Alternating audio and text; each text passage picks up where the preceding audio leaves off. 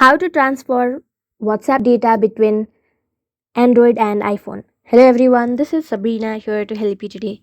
So without any further ado, let's get right into the video. So first, you will have to back up all your WhatsApp information. To do so, tap on this three dot, then go to settings, scroll down, and then go to storage and data. Now make sure you have turned on backup. After backing up, what you will have to do is you will see an option of move to Android if you are using an iPhone. Then after tapping on that button, what you will have to do is connect your iPhone to the Android using USB-C and Lightning cable and then confirm the move.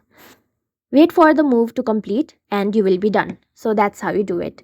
Thank you for watching this video. Make sure to like, share and subscribe to our YouTube channel.